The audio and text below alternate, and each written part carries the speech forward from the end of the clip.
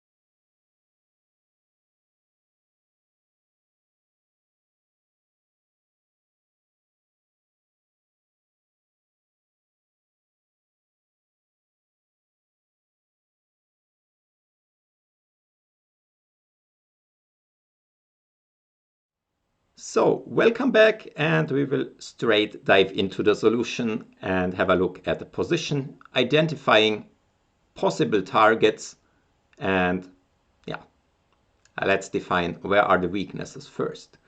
So, is there any weakness? Yes, we have a queen here which is unprotected. We have maybe a rook which is not well protected. Okay, it's not attacked yet, but we might have some discoveries. Of course, this is not like defining weakness in a strict sense, but once you have studied basic tactical principles, you should always have an idea that this could be discovered attack, and it's not just a pin. So we have motives like those two, and we will straight have a look at them. And I would also say maybe the d5 pawn is weak. Maybe we can even consider some sacrifice like this and then coming in with the knight. But step by step. So the main targets are the queen on b6, which is unprotected, and this discovery. And so let's have a look at them. So when you have those two moves, which one should you start with?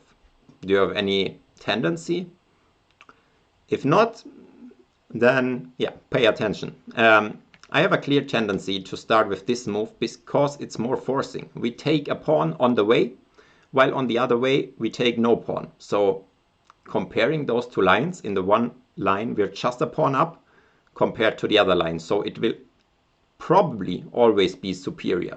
Just a little bit by a pawn, but a pawn is a pawn. So let's start with this move.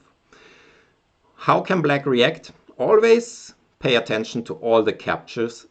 So we need to check this move and this move.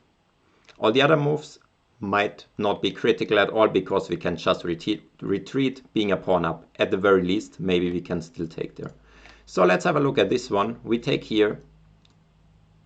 He takes on b2. We take on b6.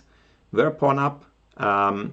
There might still be complications, I would say, after something like rook b2. But we can come in with something like rook c7, and it's very dangerous hitting black on the 7th rank. We could also consider just playing something like rook b1, trying to put pressure on the b file, and after takes, bishop moves somewhere, we can take and take b7. This might be simplest, I guess. While rook c7, maybe even better. Okay, both look very good, so this is nothing white should be worried about. It's just some detail we can check later, but we have two good looking options. So let's check the other move, which is e takes. Do we have some forcing moves left? Yes, we could take here, but this is not so good. We could also take here, and after that we really need to counter material. Black takes, we take. King comes here, rook takes in the corner. So how about this? How good is this position here for white? Basically, we have two rooks and a pawn for opponent queen. And this is actually very good. First, two rooks and a pawn are more material than a queen. And also the queen is not especially good. If you remember one of my previous videos, I was mentioning some points when the queen is extremely strong. Stronger than rooks or pieces, and this is usually the case when the pieces have bad coordination or the king is weak. But in this situation, neither is the case. Our king is pretty solid, and also our pieces, they are well coordinated. They are all well defended, maybe except of this rook, but this rook can enter and it's not really in danger. So everything is in favor of the rooks, and white is just having a winning position here.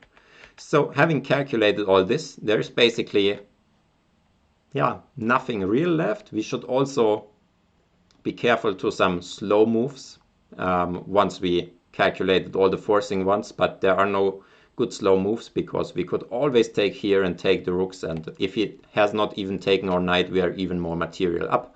So that's it. And just to show you the wrong way, why it's not working that well, we will have a look at knight a4 also. It's just less forcing and black can take. We need to take and he can retreat the rook. And the difference is just we're not threatening the bishop from... that's not the difference from here because knight is always on b6, but we're not a pawn up. And that's why this forcing line is just so more effective than the slow line. Okay. Sometimes we are not done with the first move, with the most forcing move. So let's also have a look at this move, because sometimes when we have a good move, we need to look for a stronger one. Let's have a look. Takes. Black is not absolutely forced to take. He might also consider taking here, which might already be the first drawback, because then we would need to, save the queen maybe. But first let's go into the more critical stuff. Takes, and the only idea can be to take here and then set up some threats on c7 or something. But I think it's just not working here.